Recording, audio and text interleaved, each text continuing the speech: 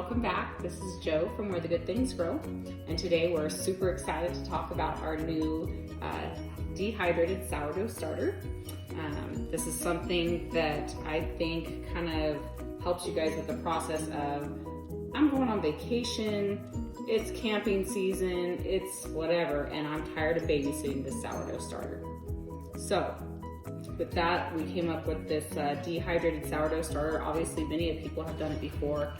It's nothing new, but it's something that we thought we'd share with you guys because, wow, who doesn't want to stop babysitting a sourdough starter? So let's get to it. All right, so first things first, you're going to take your super active, bubbly sourdough starter. Okay, we fed this earlier this morning. There's lots of good bubbles and everything in it. This one is actually just slightly starting to deflate, but you would do it at peak time. So when it's super bubbly, it's all the way active, that's when you would want to take it.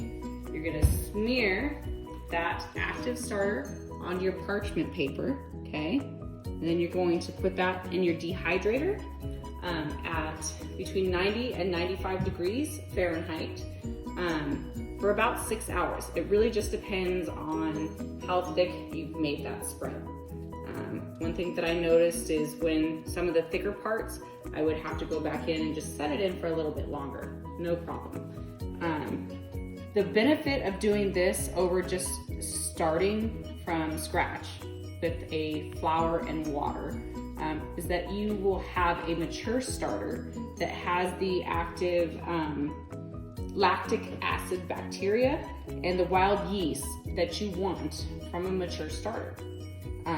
So within about 5 days total, you will have something that, an active starter that you have rehydrated into something that you can bake your bread. So with that being said, I just want to touch on just kind of the elements of reconstituting your dehydrated starter. I'll put some pictures in to let you guys know what it should look like.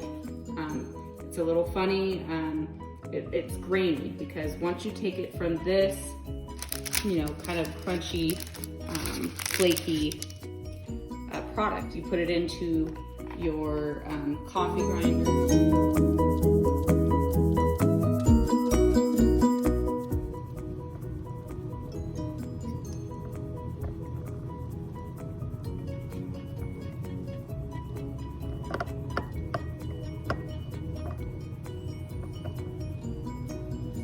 We've been adding in for the dehydrated starter.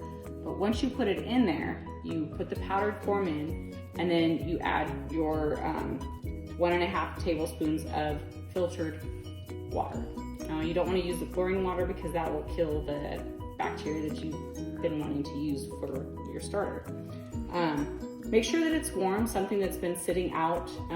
We have a jug that we keep our water in that allows the chlorine to evaporate so that I can readily use it when I'm mixing my sourdough starter, when I'm feeding it.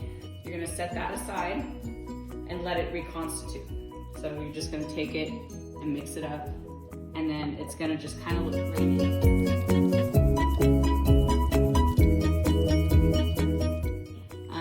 I did it the other day and it was kind of a cooler morning, and so it took about an hour to just kind of rehydrate.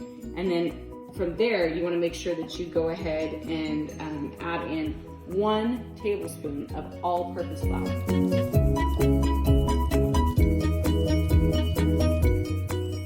I always say all-purpose flour because the all-purpose flour is something that is generic, that you can move forward with any future recipes that you want to do. That's what I teach in my classes.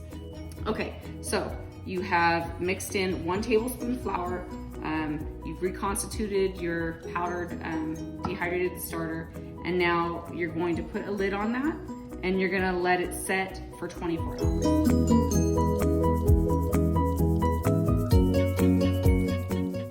And you're gonna come back.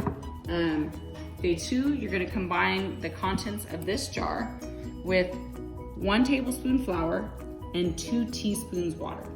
Now essentially that will end up as a 1-to-1 ratio.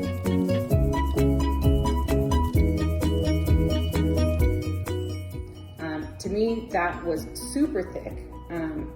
It was kind of chunky, but that's okay because eventually it relaxed and just started bubbling really nicely. And you could see the bubbles that are in there right now. So that's good. That's what you're looking for. Let it rest 24 hours, give or take. Day 3, you're gonna repeat those same steps. So 3 are the same. Now you have day 4. You're gonna slowly increase this amount with 1/3 cup of flour and 1/4 cup of water, filtered water.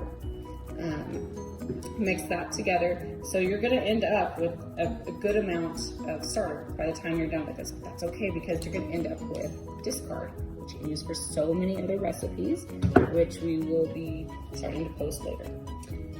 Okay, then you have day 5. This is gonna increase in 1 cup of flour and 1/2 cup of filtered water. You're gonna add that to your dehydrated sourdough starter.